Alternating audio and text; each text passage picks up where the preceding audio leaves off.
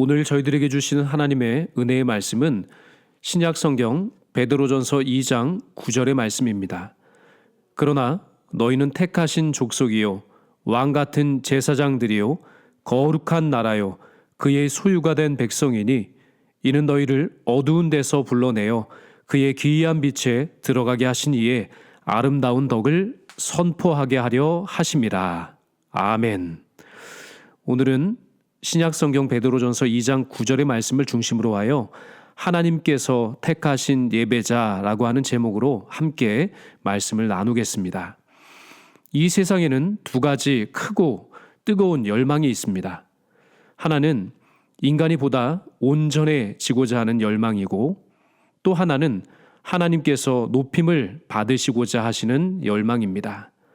이 두 가지 가장 뜨거운 열망이 만나서 불꽃을 이루는 자리, 그 자리가 바로 예배의 자리입니다.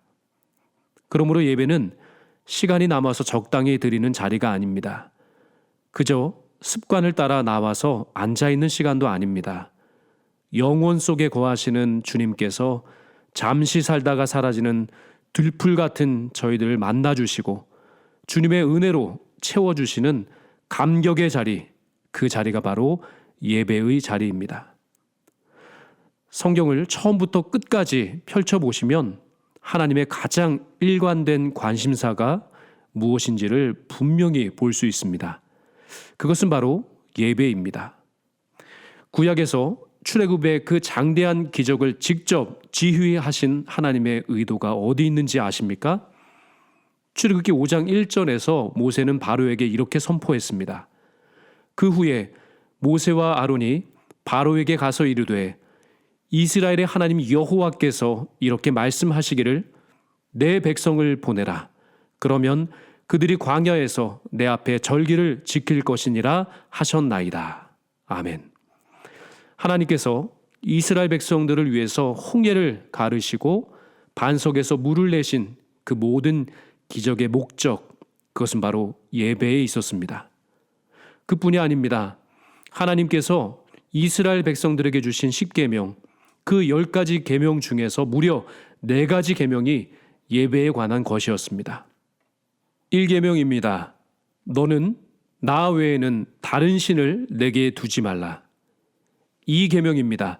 너를 위하여 새긴 우상을 만들지 말고 또 위로 하늘에 있는 것이나 아래로 땅에 있는 것이나 땅 아래 물 속에 있는 것에 어떤 형상도 만들지 말며 그것들에게 절하지 말며 그것들을 섬기지 말라. 3계명입니다.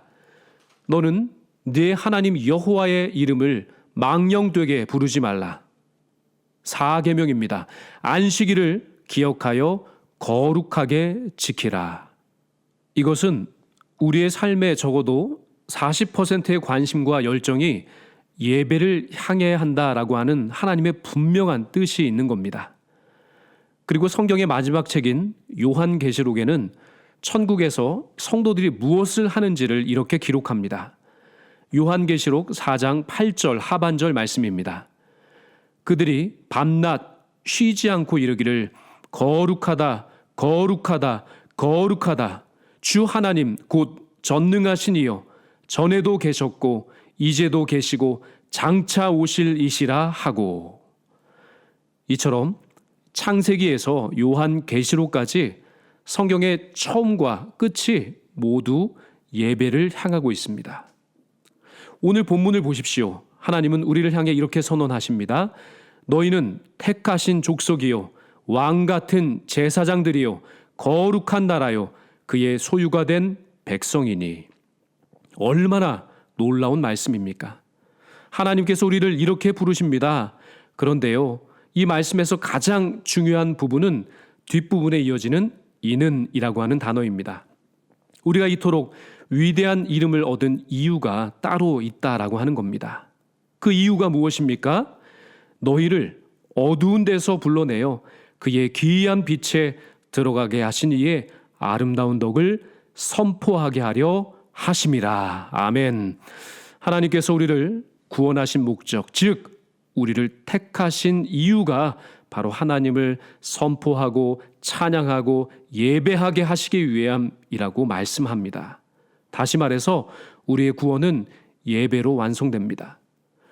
구원이 목적지가 아닙니다. 구원받은 우리가 하나님 앞에서 온전한 예배를 드릴 때 비로소 하나님의 사역이 완성됩니다. 그래서 예배는 우리 인생의 목적입니다.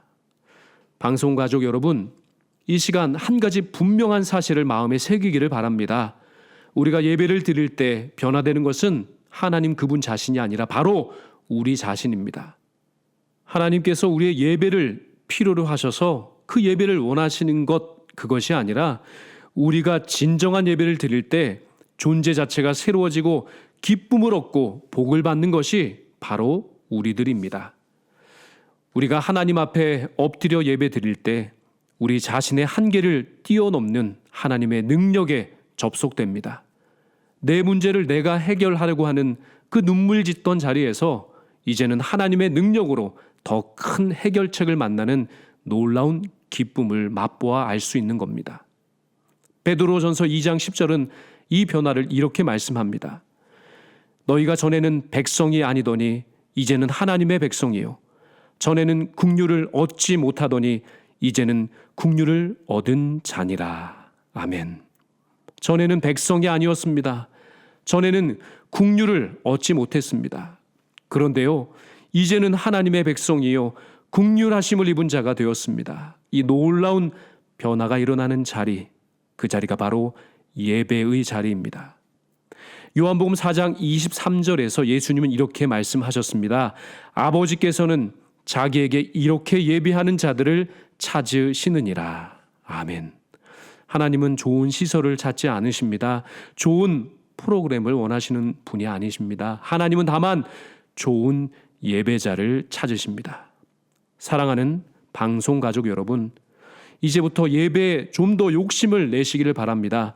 우리의 시간과 열정과 기대를 예배에 투자하시기를 바랍니다. 기대의 그릇을 넓게 준비한 사람이 그 분량만큼 풍성한 은혜를 맛보아 알게 될 것입니다. 아브라함은 모리아산 위에서 예배의 시험을 잘 통과하여서 여호와 이레의 은혜를 충만히 받아 누렸습니다. 예수님도 광야에서 사단의 유혹 앞에 주 너의 하나님께 경배하고 다만 그를 섬기라 라고 하는 말씀으로 예배의 승리를 거두셨습니다. 예배의 승리는 곧 인생의 승리입니다. 예배의 형통은 곧 인생의 형통입니다.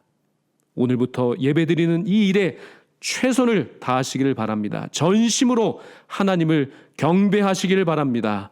하나님께서 택하신 족속이요 왕 같은 제사장들이요 거룩한 나라요 그분의 소유가 된 백성으로서 하나님의 아름다운 덕을 선포하며 예배의 승리자로 살아가시기를 주님의 이름으로 축원합니다. 함께 기도드리겠습니다. 은혜로우신 하나님 아버지, 저희들을 택하신 족속이요 왕 같은 제사장으로 불러주심에 감사합니다.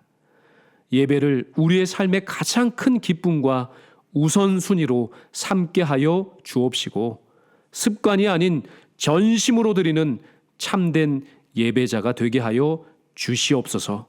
날마다 하나님을 높이며 그 예배의 자리 가운데 하나님의 영광만을 드러낼 수 있는 복된 예배자로 살게 하여 주시옵소서. 예수 그리스도의 이름으로 기도하옵나이다. 아멘.